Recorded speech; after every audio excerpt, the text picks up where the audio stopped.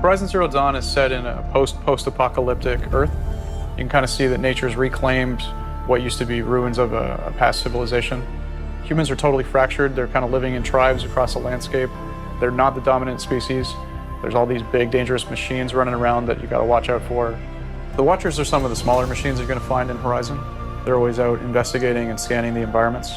When they find something interesting, or especially a threat, they'll turn to red and alert nearby machines. To bring the world of Horizon Zero Dawn to life, PlayStation tapped one of Hollywood's top special effects shops to bring the Watchers from the game into the real world.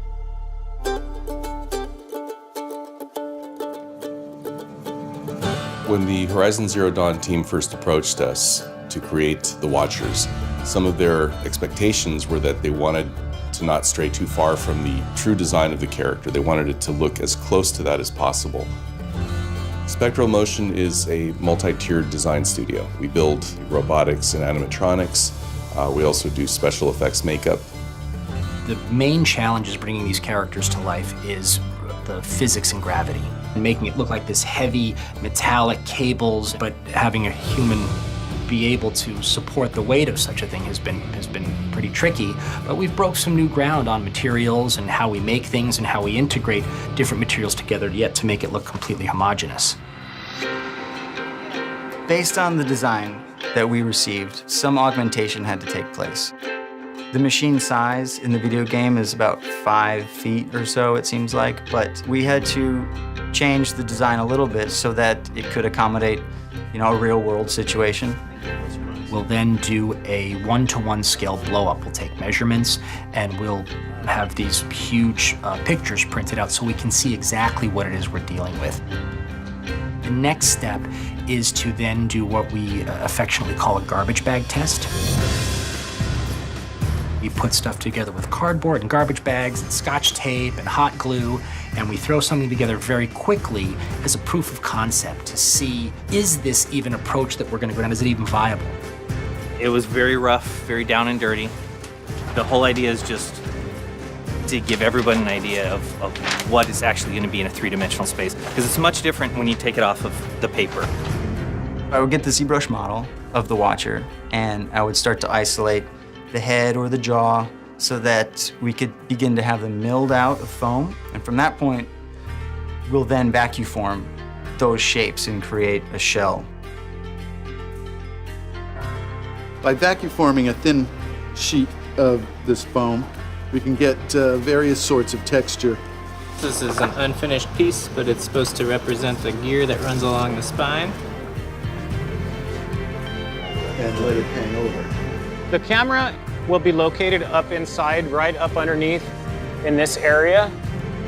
The video element is really important because it's going to be capturing the audience reaction. The lighting pattern will be identical to what's happening in the game at different aspects. So it'll go from blue, yellow to red. And there's a very specific pattern and sound that goes with that. We're going to have the controls in the costume, and they'll be able to interact spontaneously with anybody in E3. Inside the foam construction of the neck, there's a mechanical structure that helps support it. So as the neck goes up and down, there's 2 parallelograms, providing a perfectly symmetric move so the head stays parallel with the ground as if an animal were tracking a target.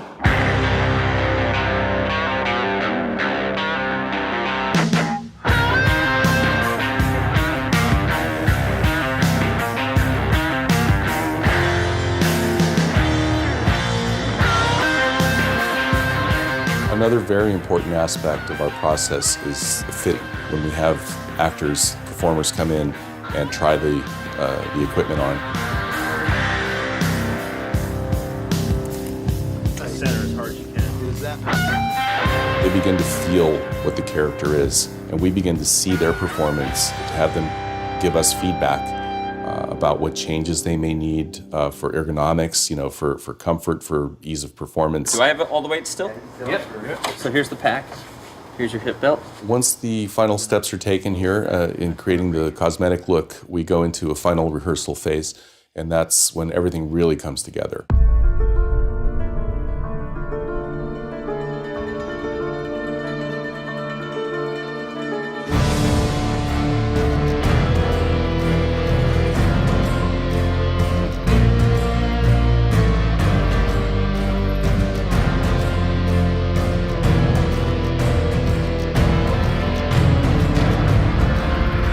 I think people are going to freak out. I think it's going to be extremely popular, and I cannot wait to just like stalk around E3 and play with everyone.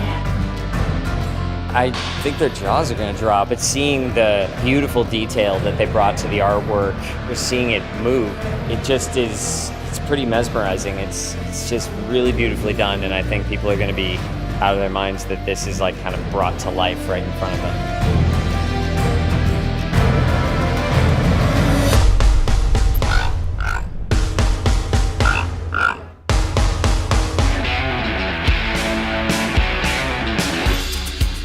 I love it so much. It's great to see it from the game now here. It's beautiful. It's gorgeous. Oh, it looks amazing, man. I love the detail in it. It really captured the essence of what it does in the game. Yeah. It came out really, really good. Like all the details are spot on. And big props to those guys for making it work in the real world, in the real physical world. I know that was a challenge. I think especially hard to get it right because it has a certain charm in the game. And I think you guys really nailed that as well.